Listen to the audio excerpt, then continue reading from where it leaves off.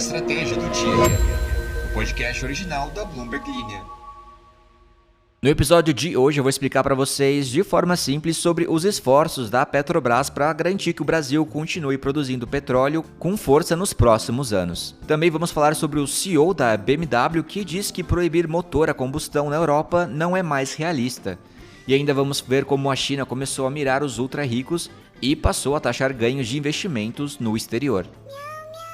Mas antes disso eu queria pedir para você aí avaliar o nosso podcast. Se você entrar no nosso perfil, vai ter um sinal de estrela e queria pedir para você avaliar a gente. De preferência de forma boa, né?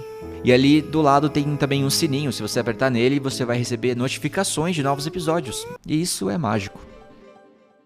Tem uma questão que pode mudar totalmente o futuro da indústria automotiva na Europa. A partir de 2035, a União Europeia planeja proibir a venda de carros com motores a combustão.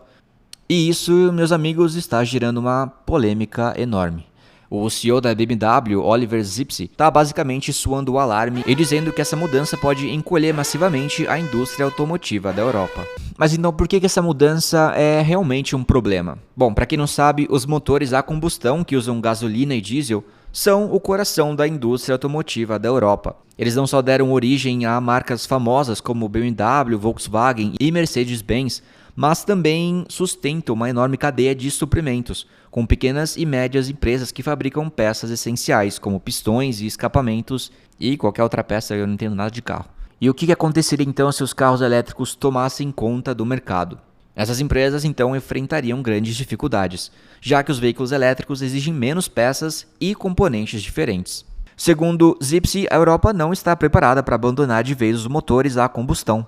Ele argumenta que os subsídios para carros elétricos não são sustentáveis e que o continente ainda precisa de tempo para se adaptar. Além disso, ele alerta que a proibição pode prejudicar a indústria automotiva em seu núcleo, já que muitas empresas ainda não estão prontas para essa transição. E se você está até agora ouvindo a gente, você está falando, nossa, quanto tempo que você não fala de nada da China, né? Bom, vamos falar agora. Outro desafio para a Europa é a concorrência crescente das montadoras chinesas de carros elétricos como a BYD. Como vocês devem ter percebido, a BYD está ganhando espaço bem rápido no mercado e isso não é exclusivamente um acontecimento do Brasil.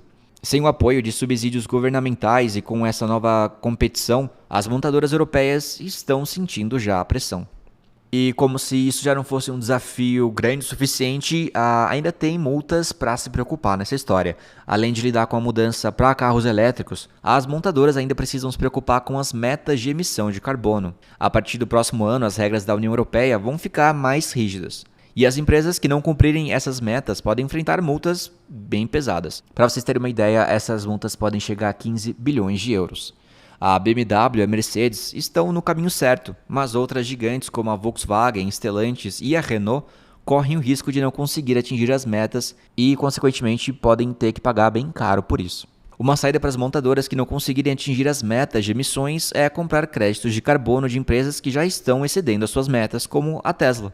No entanto, o CEO da Stellantis, Carlos Tavares, deixou claro que sua empresa não planeja seguir esse caminho. Ele afirmou que a Stellantis vai cumprir as regulamentações sem precisar comprar créditos. E o que está rolando na China? O governo chinês começou a cobrar o imposto sobre os ganhos de investimentos no exterior. E isso é algo que até então vinha sendo ignorado. Então vamos entender o que está acontecendo e por que isso é importante para a economia global. Com o crescimento econômico desacelerando e a venda de terras em queda, o governo chinês está buscando novas fontes de receita.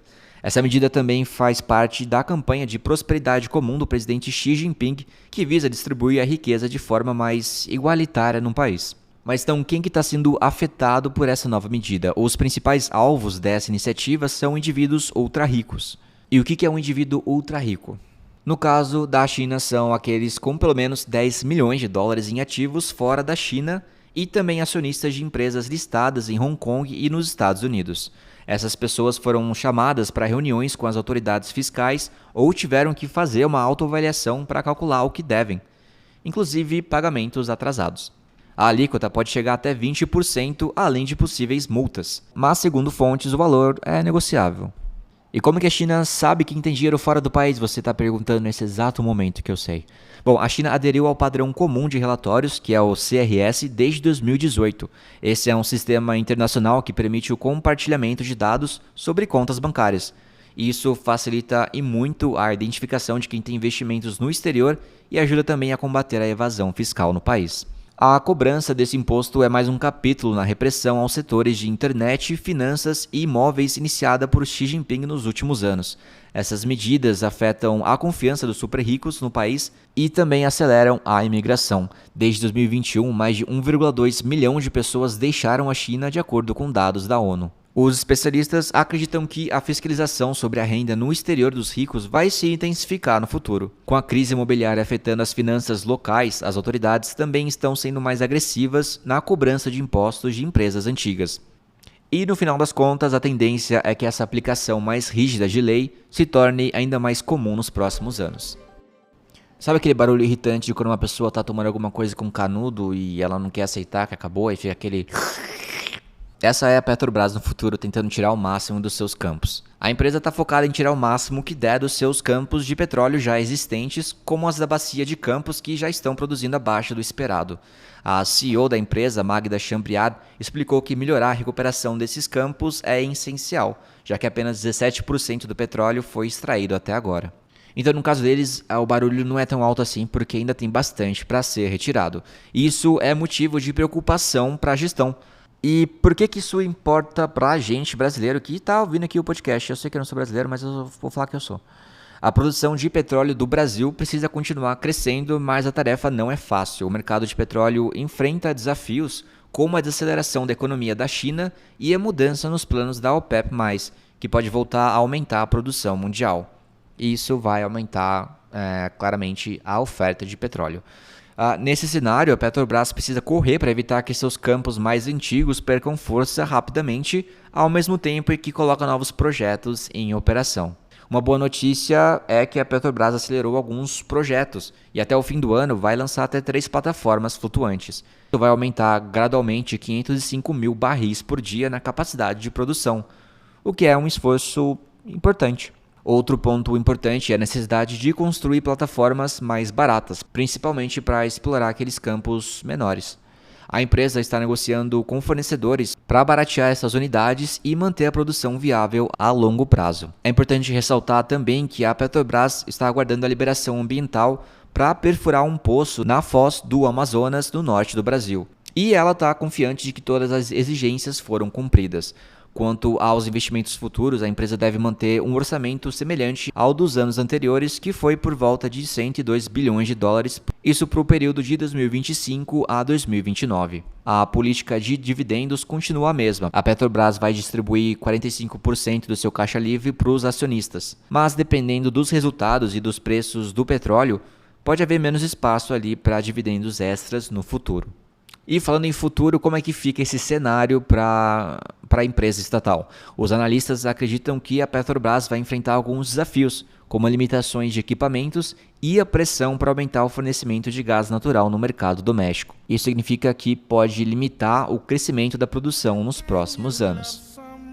E bora ler os comentários de vocês aqui ao som de Best For Me de Joyner Lucas. Essa foi a música que estava tocando para Leandro Maros, que continua dizendo: o mundo em si não se encontra numa situação financeira muito positiva. Escassez de recursos naturais, crises climáticas, guerras, eu de verdade estou sem muita expectativa. Ele continua aqui falando: enfim, sim, como os dois, primeiro o Whopper e depois o Big Mac. Muito bem. O Tomzinho aqui diz que adora o podcast e que tem reparado ultimamente que essa parte dos comentários está ficando um pouco comprida, um pouco longa demais. Já estou levando em consideração isso, vou tentar fazer um pouco mais rápido e focar em mais notícias. Vou trazer, quando der, 3 aqui em vez de 2, tá bom? Brian Souza diz que estava tocando Something in the Way do Nirvana, que é a música do Batman, né, se não me engano. Lives diz que tocou Rain do Seventeen, que é K-pop, antes do episódio começar. Ele recomenda, mas infelizmente eles vão pro exército. Gui Ferreiro diz assim: ainda bem que o mercado sempre erra em suas previsões. Jax Lins diz: será que só eu que fico esperando o áudio do Big Beijo no final do episódio? William Machado diz que estava tocando hoje I'm Not Okay de Jelly Roll. Parabéns pelo programa, acompanho todos os dias. Eu ia tocar essa música, William, mas eu achei ela um pouquinho pra baixo, tá? Mas assim, continua falando que você tá ouvindo, porque uma hora vai casar com esse momento. Gianmarco diz: antes do episódio ele estava ouvindo Quina da Cama de Pedro Sampaio. Giovanni Barbosa estava ouvindo The Pretender, do Foo Fighters. Samantha Fernandes diz que a Estratégia do Dia é o primeiro podcast que ela escuta diariamente, depois ela monta a lista no Spotify. E ela diz que estava ouvindo a Never Walk Away e que ela não viu ninguém falando uma música cristã até o momento, então ela deixa essa aqui para vocês escutarem. Tainá diz que está atrasada no rolê ouvindo o Caminho Diário às 3 da tarde. E ela confessa que começou a curtir o Caminho Diário só por conta desse podcast. Nossa, que legal. Ela tá ouvindo Lanterna dos Afogados, a versão cantada pela Gadu. A Aline M. Batista estava ouvindo antes do podcast Die With a Smile, da Lady Gaga. E diz que a filha dela, Isabela, sempre espera o áudio Esse Elemento Musk. Tá bom, eu vou trazer mais notícia do Elon Musk só pra usar esse áudio aqui pra sua filha. Tem gente avisando aqui que no áudio é o Gilmar Mendes. Tá bom, se você diz, são Santos. Gabriel Moreira tava ouvindo a música Free Fall de Thames e J. Cole e diz que é muito boa. E Belima diz que trabalhou no McDonald's durante o intercâmbio dela e não tem muita vontade mais de comer. Achou um livramento. Isso faz muito sentido. Eu imagino que se eu tivesse que sentir o cheiro disso todo momento, eu também não sentiria mais vontade de comer, não. Gente, muito obrigado pela audiência de vocês. Até o próximo episódio. Não se esqueçam de colocar aqui nos comentários o que estava tocando antes do episódio começar, ou pode ser o que tocou depois também, se você preferir. Também não se esqueçam de avaliar a gente, por favor, isso vai ajudar bastante. E ativa o sininho ali para vocês receberem a notificação quando sair episódio novo, tá bom? Muito obrigado, até a próxima e um big beijo.